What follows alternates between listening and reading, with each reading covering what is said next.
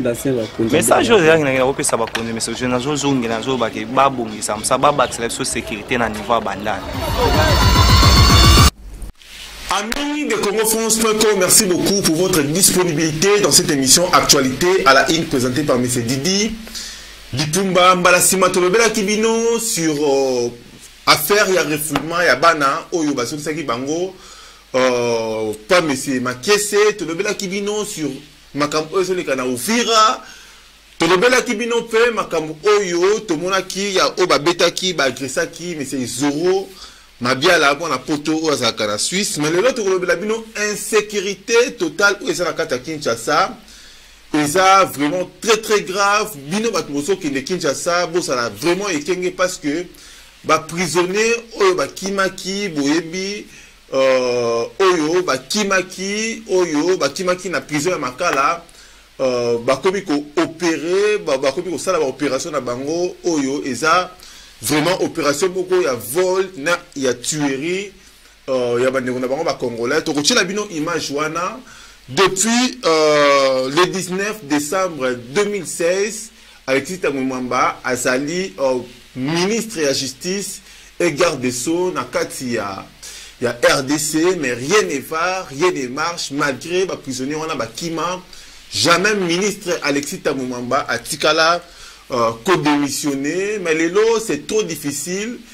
Congolais, azo sengakaka sécurité, ata bobo au PSA biso rolia, ata bobo ko construire quand même ou bien ko investir pour na bo créer ba emploi pour na ba papa ba maman ba ko sala, ata bozo permettre te ki bana batanga normalement na carte RDC, mais quand même bo PSA bango sécurité pour mutu soka ke cop nae ata ba minuit à ce niveau 5 heures, Ayeba, cause à la sécuriser, na kati ya République démocratique du Congo.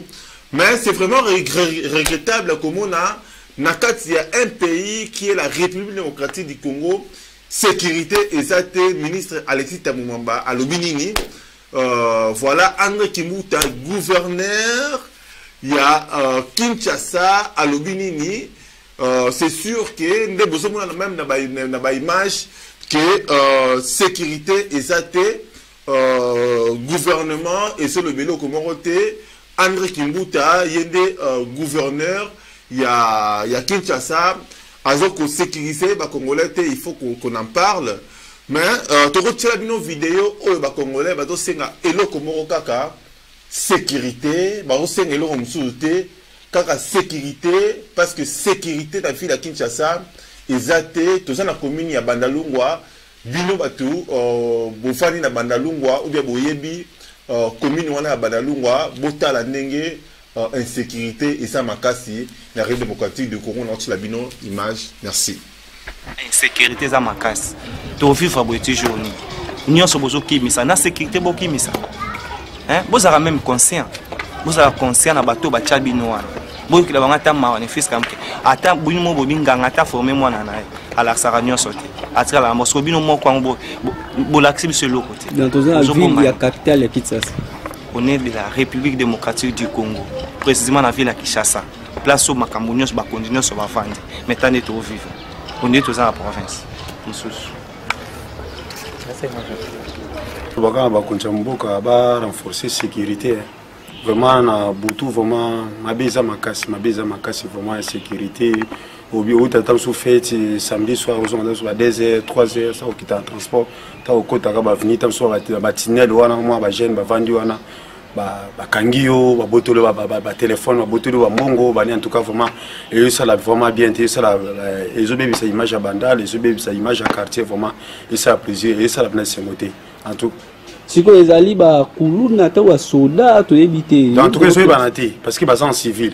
Et comme appelle moi, soldats, en civil, coopérer dans Boutou. Bambeli, Minduki, Bambeli. Ils ont banaté, ils ont Kuluna, ils ont soldats. Donc, dans mon coup, c'est une sécurité. Il faut vraiment renforcer la sécurité. Il y a autres gens à Bandundu, tout aux gens à capitale à Kinshasa. C'est aux gens à la ville à Kinshasa, précisément à Bandal. En tout cas, une sécurité, c'est vraiment ma casse.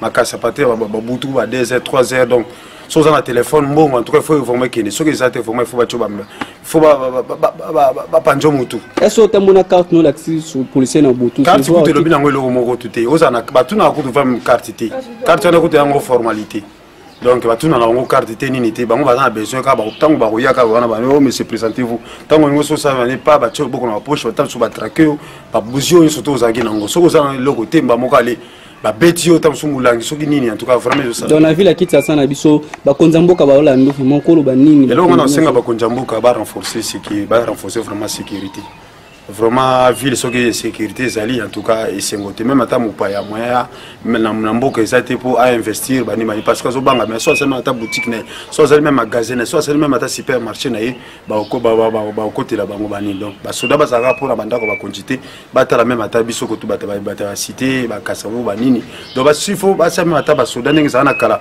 na butu basalaka même ata ronde na quartier oubien na bacommune ekozala bien. Merci vraiment.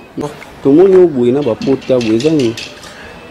D'abord toza na commune ya Gitambo donc insécurité za makasi insécurité eza ya dégâts donc on a osenga mala bakonzi ya mboka vraiment baveiller surtout makasi parce que lelo na Kinshasa surtout so ekomi déjà 20h 21h moyen kotambola eza te et en plus kuluna so emati lisusu donc toyeba te soki baomema biso wapi parce que tosengaka vraiment na bakonzi ya la police assurer vraiment population sécurité parce que les autres boye bon la bino moko donc il y a ba mort ba tomo kufa ba ça tout mabe donc insécurité ma eza makasi na ville province ya Kinshasa yo amina saki wapi na commune ya Gitambo ba soda to ba kuluna na eza ba yanke ba kuluna ba yanke ka ni moni sala bon simba donc j'ai tout perdu quand nous moni za bo donc nous on a rien en téléphone porte-monnaie tout D'abord, je dirais on a bateau Union Sobaola Nangaï na Congo France.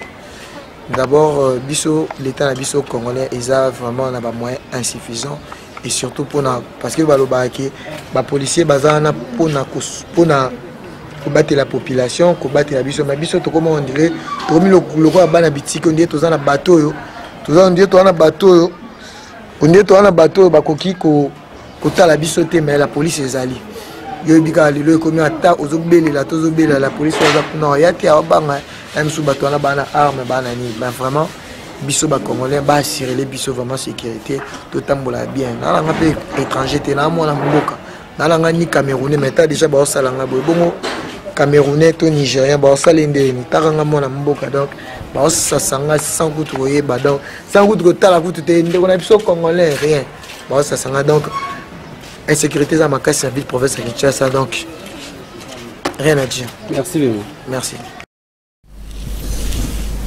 Ça fait pitié, Momoni, comment est-ce que les jeunes entre 23 ans, 29 ans, comment est-ce qu'ils vont s'exprimer par rapport à l'insécurité totale où ils sont à Kinshasa? Bajane balobi, ceux qui bazo sala, bisomoko ba congolais et bon ba ivoirien ou ba sénégalais.